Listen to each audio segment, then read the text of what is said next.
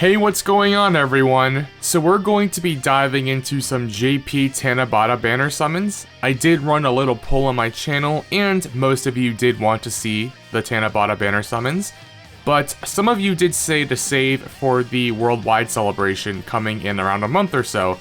Actually, a little bit over a month, late August, basically. So I'm not going to use all of my stones, but I am going to use around half, I would say. And I do really want LR Trunks and Vegeta, the father-son Galick gun, so we're gonna try and pull them on the Tanabata banner, mainly because I don't have many of the units on it besides the 7th Anniversary LRs, basically. So let's get this started. There is a 3+1, so that's kind of why I picked the Tanabata banner over their actual Dokkan Fest banner. So we already start off with an 18 and 17, which is pretty nice. There's also those rainbow tickets usable on the Tanabata banner as well, and I will be using the ones that I have collected up until now. I think I only have around 3 or 4 multis worth of those, but it's just a few additional summons, you know, and I figured, I mean, why not do them on camera as well? I thought that would be cool. For the global side of things, I did stream my 7th anniversary summons if you didn't actually see it. I did say I was going to skip the 7th anniversary on global, which is my main account, by the way. This JP account of mine barely has anything on it, so that's why I figured summoning on the Tanabata banner isn't the worst thing in the world, because it has a lot of units I don't have. You can pull, you know, a lot of older Dokkan Fest exclusives, and even if I do pull like a 7th anniversary LR, it's still kind of a win because they're only at 55% on my JP account. But as I was saying, I did do my 7th anniversary summons, even though I said I was going to skip. Well, I did say I was going to skip, but I did say also that I was going to do my discounted rotation, so I was going to get the 3+1 that was discounted, and then I was going to do the ticket multi that came with each, because you get most of the tickets to do the free 10 ticket multi or whatever, and then I was going to be done. And I ended up doing an extra rotation or two. I got a little baited, by the tickets. Actually, I got very baited, so I am a pretty big liar. I didn't mean to lie on purpose. It's just when I was streaming and I had a couple of I had a couple of viewers saying, you know, just do it for the tickets, you know, it's not a bad idea to do it for the tickets. So I'm like, okay, let's do the extra few multis to get more tickets to do the ticket multi. And then the second time around, it was like, do the extra multi, so spend 50 stones to get a free multi. So I was like, I'll bait it into that, so I did that too, and I got baited, basically. But I did get pretty lucky on my global 7th anniversary summons. I will have more global content coming soon, don't worry. I'm not sure what I'm going to do. I don't know if I'm really going to get into like the private unit showcases, like one at a time unit showcases or things of that nature. I don't know if I really want to do that. I might just do team showcases or something like that, because I feel like that would be more entertaining, I guess, without like beating like the same horse twice, because the 7th anniversary units are very similar.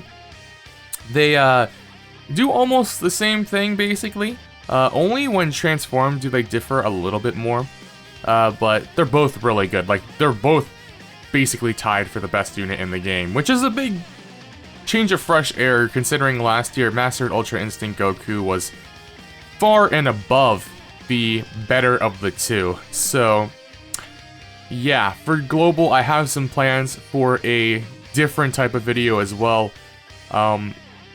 where I will make a new account, basically, and it will be like a Nuzlocke, but it'll be more intense. Like, I'll put way more restrictions, I'll be way more harsh, and there'll be ways to get a whole bunch of twists going and stuff. So I think that'll be fun, but I'm just trying to iron out the details. Finally pull the Dokkan Fest exclusive. I mean, I haven't really seen, we haven't seen one yet, have we? So that's the first featured unit, basically. I already have him, I believe, on JP, but I don't think I have him awakened yet. I'm not entirely sure. Let me check here. I actually might have more dupes of him. Oh, he's rainbowed on JP. Oh, as you can see, I don't play my JP account nearly as much, so I don't have him awakened at all. So I do have him rainbowed, which is crazy. I have to actually rainbow him. He's a very useful leader. Oh man. Piccolo in 17 should be an animation. Come on. How is that not an animation? Goten and Gohan should be an animation. How is that not an animation? Oh, it's so frustrating. Things that should be animations because I need all the help I can get. I don't really expect much in these summons. The Tanabata banner itself may not be the best place to park stones because of just how many featured, or how many, like, you know, SSRs and stuff are on it. We just had Krillin fly in, so hopefully this is something nice. It's always generally a decent animation, right? Please don't go God. Okay. Well, the Tanabata banner just has more featured units and stuff. The Tanabata banner that... Well, not the Tanabata LR banner, right? So, the Father-Son Galick Gun's actual banner. I did not have AGL Rosé, by the way. But the Father-Son Galick Gun banner, like itself, the actual Dokkan Fest banner, it's, for this account, it's really good. This account, I would say, is still like a fresh, new account in a way. Because I don't play much on it, and it doesn't have, like, a whole bunch of the older units that you would pull gradually throughout playing, so I literally think I could use every single one of the units on the Father-Son Galick Gun standalone banner, not just the Tanabata banner, so I thought about summoning on that, but then the Tanabata banner had the free multi, the 3+1, so I always was like, I kinda have to go for the 3+1, because just the extra value stretches out your stones a little bit more, which is very, useful when you don't have that many. Like, I had 1,100 or so, but that was a while for me to get. I mean, I do have a lot of ways to grind stones on JP, so I'm not entirely worried.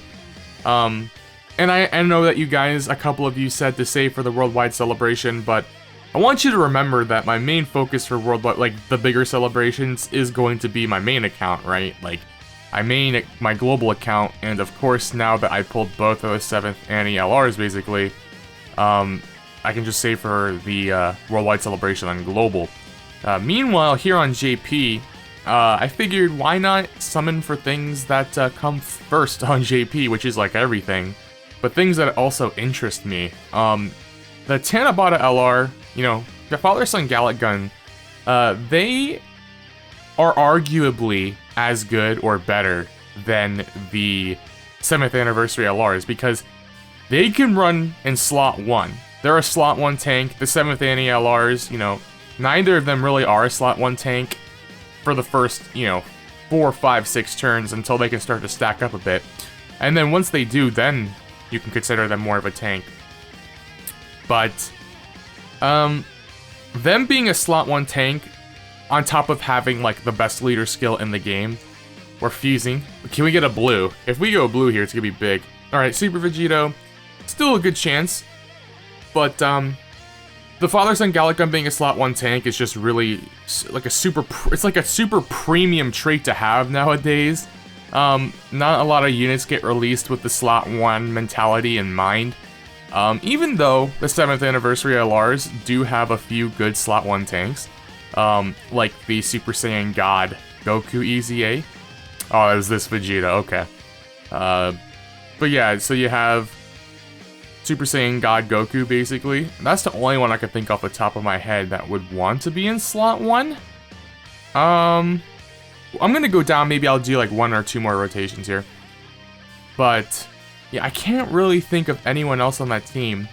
But Father-Son Galick Gun Trunks can go, Trunks and Vegeta, they can go in the first slot. They run the best category in the game. The bond between parent and child is such a strong category that it's actually ridiculous. Like no other category in the game matches that category because it's basically every top tier unit you can think of. Like you have LR Int Namek Goku, both 7th Anniversary LRs, LR Goku and Gohan. The list goes on, those are just a few off the top of my head that are just amazing. Oh, like LR Tech Goku and Vegeta, LR STR Goku and Vegeta. Like, it's just insane how much it encompasses, right? So, just off the merit of their leader skill, I think they would still be like a top 5 LR, even if their kit was a little bit weaker. But obviously they do have some problems on their own. Their damage isn't 7th Annie level, basically. It gets there when you start to build up with them, but still, they're not really there to be meant as damage, in my opinion. Like, you have them as, like, a premium slot 1 tank, and everyone's like, they hit like a wet noodle. Meanwhile, in my experience, using them as a friend leader, they still hit pretty respectable numbers at 55%, while being super solid defensively in slot 1, so I think it's pretty unfair to judge them off of the damage, especially. Oh boy, no. What's going on? I mean that Raccoon and Goldo's like sick to have, honestly. Maybe Ginyu Forces in my future. Whenever Ginyu comes, maybe I coin him. Maybe that's the root of my JP account. Just run Ginyu Force for everything. Now I have 2 copies of this boy. That's okay. I mean, he's okay. Oh, I did not mean to press that button. He's okay, I guess, after his EZA. Obviously, he's aged quite a bit, but it is what it is. Goten and Trunks! Alright, baby. Come on, we're gonna do maybe one more rotation here, then we'll do the tickets, and then we'll be done. I'm gonna save some stones because I will want to summon on the Worldwide Celebration. Even on my JP account. Alright, Go Bros. Okay, this seems bad, and it is. It's pretty bad, but I don't have Go Bros on this account, so we take that. That's exactly why I summoned here. Oh, the new Goku Black as well? The new Goku Black is a pretty... Oh! That's an interesting multi. That was like, what, 3 featured characters or something like that? That's pretty nice. I don't have... This is my first copy of Vegito Blue as well, right? Yep, this is Vegito Blue. I know, that's crazy. That's kind of how undeveloped my JP account is. First copy of Go Bros, I have to be certain it is, right? Yep. No Go Bros. They're actually farmable now. The S Super Attack is free-to-play farmable. And Goku Black, who is actually, pretty solid. His animations are a little bit... but he does support Future Saga, I believe, so he's a pretty, like, helpful unit to have. Alright. Vegeta, please fuse. Oh no. Oh no. Didn't even go Super Saiyan. Can we crack screen? Can I see a double? I want to see panties again, man. I haven't seen a double screen crack in a bit here. This is going to be a dead multi. But we're going to go on again. This will be the last rotation, and of course, tickets. In terms of content, let me know what you guys want to see as well, because I had that idea for like a new, global account and everything like that, like a severe, like, masochist run, everything like that, like spinning a wheel of torture and things of that nature. But I also just want to know what you guys would want to see. I just personally don't want to do what every other Dokkan YouTuber does, which is what I was doing before I got sick. I did, like, basically everything that they do, which is, like, video on the news as soon as it drops, showcases at everything, 55%, things like that, which isn't exactly a bad thing, but sometimes... seeing another showcase at 55% and everything like that is just a little bit overwhelming, I think. And I would rather just put out content that people have not really seen, and do something more enjoyable like that. Okay, AGL Zamasu, I don't have him.